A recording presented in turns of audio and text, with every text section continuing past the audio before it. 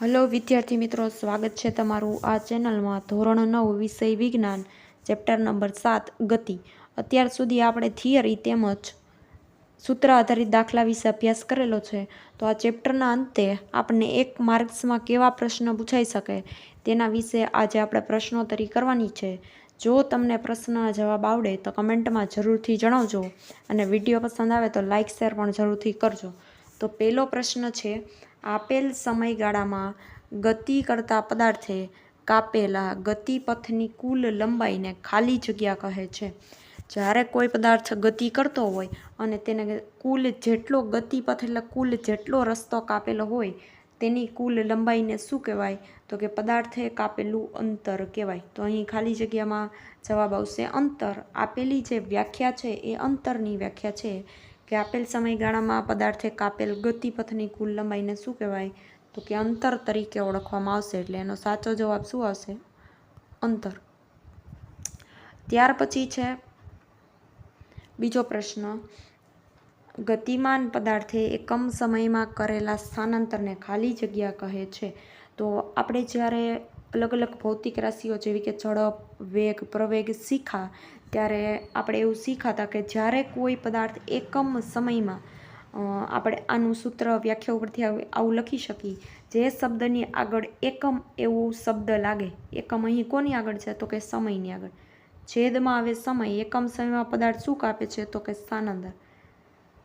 એકમ સમયમાં પદાર્થે કરેલા સ્થાનાંતરને કયા નામે ઓળખાય? તો કે એને વેગ નામની ભૌતિક રાશિ તરીકે ઓળખવામાં આવે છે. જો અહીંયા સ્થાનાંતરની જગ્યાએ અંતર આપેલું હોય, પ્રશ્ન આવો આપ્યો હોય કે ગતિમાન પદાર્થે એકમ સમયમાં કાપેલા અંતરને ખાલી જગ્યા કહે છે, તો ત્યાં ઝડપ આવશે. પણ અહીં સ્થાનાંતર છે. સ્થાનાંતર હોય ત્યારે જવાબ શું આવશે? તો કે વેગ આવશે. એટલે આનો સાચો જવાબ છે વેગ. ત્યાર પછીનો પ્રશ્ન, એકમ સમયમાં ગતિમાન પદાર્થના વેગમાં થતા ફેરફારને શું કહેવાય? જ્યારે સમયની સાથે પદાર્થનો વેગ બદલાતો હોય એટલે એના વેગમાં ફેરફાર થાય તો તેને પ્રવેગ તરીકે ઓળખવામાં આવે છે. પ્રવેગનું સૂત્ર આવું થાય, વેગમાં થતો ફેરફાર છેદમાં આવશે સમય. છેદમાં આવશે સમય. તો એકમ સમયમાં વેગમાં થતા ફેરફારને શું કહેવાય? તો કે પ્રવેગ તરીકે ઓળખવામાં આવે છે. એટલે અહીં સાચો જવાબ આવશે પ્રવેગ. ત્યાર પછીનો પ્રશ્ન, એકમ સમયગાળામાં ચોક્કસ દિશામાં પદાર્થના સ્થાનમાં થતા ફેરફારને શું કહેવાય?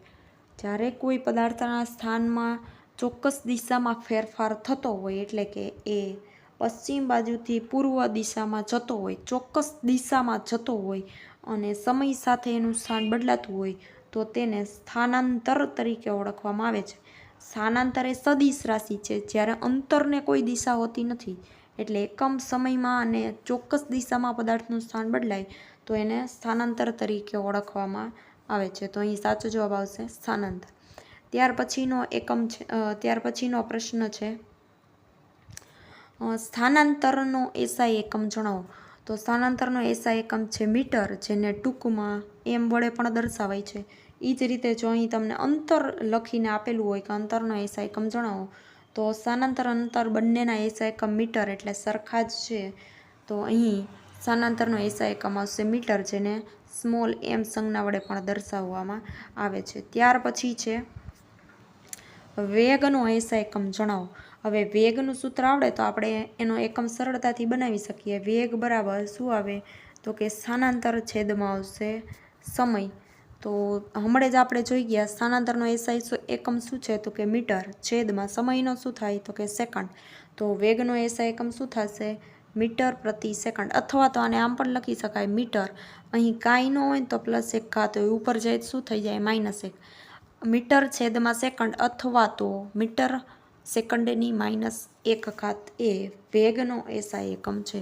તો અહીં સાચો જવાબ આવશે મીટર પ્રતિ સેકન્ડ. એવી જ રીતે પ્રવેગનો એસઆઈ એકમ જણાવો.